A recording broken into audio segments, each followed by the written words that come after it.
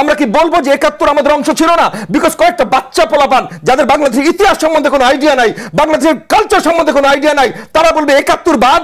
মতামত আমরা যদি লিবারেল ডেমোক্রেসিতে বিশ্বাস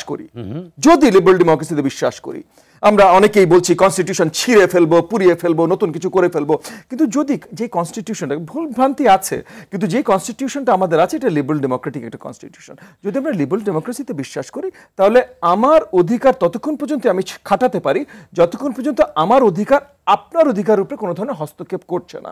আমরা দেখলাম ফেব্রুয়ারি 14 ভ্যালেন্টাইন্স ডে ভাই আমাদের সাংস্কৃতিক অংশ না, সব কিছু আমি মানছি, কিন্তু আপনি যদি করতে চান আমি কি আপনাকে থামানোর? আমরা দেখলাম সরকারের ভেতর থেকে তৌহিদি জনতা কে কাকে চেনে ভাই? বললেই হলো, একটা নাম বলে দিল তৌহিদি জনতা।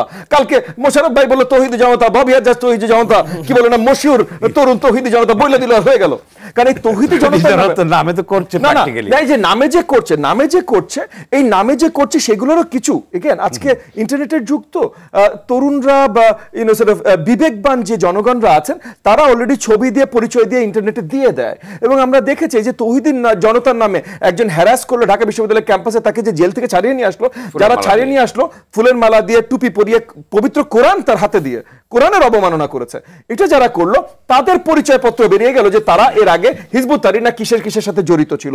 সেটা নিয়ে কি আলোচনা হলো, বাট যেটা আমি মেইন আসতে চাচ্ছিলাম যে ফেব্রুয়ারি 14 আপনি ভালো পছন্দ করেন, আমি পছন্দ করি না ভাই, ঠিক আছে, সেটা আমার পার্সোনাল বিষয়, কিন্তু আপনি আপনার সরকারের অংশ হয়ে উপদেষ্টা হয়ে যখন যদি বলেন যে এটা করতে পারবেন না, এটা করা নিষেধ বা এটা করা মানা, বা জুলাইয়ের প্রতি আপনি অসম্মান দেখাচ্ছেন যদি আপনি এইটা করেন, তাহলে আপনি এই তৌহিদি জনতা বা যেটাই নাম বলেন না কেন একটা নকল নাম দিয়ে আপনি একটা একটা এক্সট্রিমিস্ট, একটা টেররিস্ট টাইপের একটা আইডিওলজি আপনি বাস্তবায়ন করতে চেষ্টা করছেন, সেটাকে তো আপনি বাতাস দিয়ে দিচ্ছেন। ফুলের দোকান ভেঙেছে, ফুলের দোকান ভাঙছে 21শে ফেব্রুয়ারি, এই প্রথম বাংলাদেশের ইতিহাসে 21শে ফেব্রুয়ারিতে কোন নিউজ পেপারে অ্যাড যায়নি। 31শে ফেব্রুয়ারির এই প্রথম বাংলাদেশের ইতিহাসে কোনো বড় বড় কর্পোরেশন টিভিতে অ্যাড দেয়নি 21শে ফেব্রুয়ারির। আমরা কি ভুলে গেছি ভাষা আন্দোলন?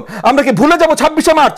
আমরা কি বলবো যে ৭১ আমাদের অংশ ছিল না? বিকজ কয়েকটা বাচ্চা পোলাপান যাদের বাংলাদেশের ইতিহাস সম্বন্ধে কোনো আইডিয়া নাই, বাংলাদেশের কালচার সম্বন্ধে কোনো আইডিয়া নাই, তারা বলবে ৭১ বাদ, বাংলা ৭১ ভুলে যাবো, আমরা বাংলাদেশ ভুলে যাবো, জাস্ট বিকজ কয়েকটা বাচ্চা পোলাপান যাদের ইতিহাস কালচার কিচ্ছু সম্বন্ধে কিছু জানে না, তারা বলবে যে আমরা নতুন বাংলাদেশ গড়বো, আমরা সেকেন্ড, থার্ড, ফোর্থ কত নাম্বার রিপাবলিক করবো, রিপাবলিকের নাম্বার পর্যন্ত তারা জানে না। তাদের কথা শুনে আমরা পুরো বাংলাদেশের ইতিহাস ভুলে যাবো। ফাজলামি শুরু করেছে। এই পুরো জিনিসটা তরুণদের দোষ না, রাজনৈতিক দলের দোষ না, কারোর দোষ না। এই যে কথা হচ্ছে বিএনপির লোকজন লুটপাট করছে বা চান্দা তুলছে, কেন ভাই আইন শৃঙ্খলা বাহিনীকে কেউ থামিয়েছে?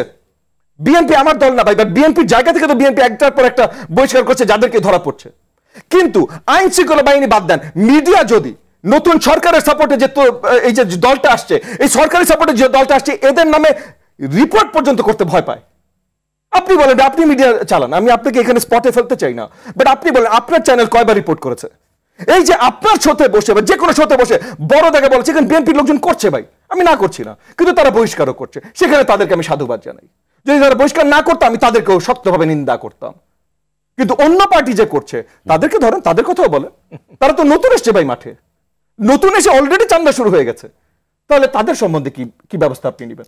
তারা এই যে বিশাল করে একটা আয়োজন করছে, এই আয়োজনে ফান্ডিং করতে আসছে, তারা এইটা পর্যন্ত বলেছে যে তাদের ফান্ডিং করতে আসছে, তারা বলতে পারছে না কারণ এখানে সিক্রেসি আছে। কেন ভাই? এতদিন তো আমরা এগুলো নিয়েই কথা বলছিলাম, যে সিক্রেসি কেন আছে? আমি বিএনপির কাছে জানতে চাই তাদের ফান্ডিং করতে আসে, আমি জামাতের কাছে জানতে চাই তাদের ফান্ডিং করতে আসে, কারণ প্রত্যেকটা টাকা ফান্ডিং তুলতে রাশেদ জানে, আমি জানি আমাদের কি অবস্থা, মানে মাথার ঘাম কোথায় পায়ে ছুটে।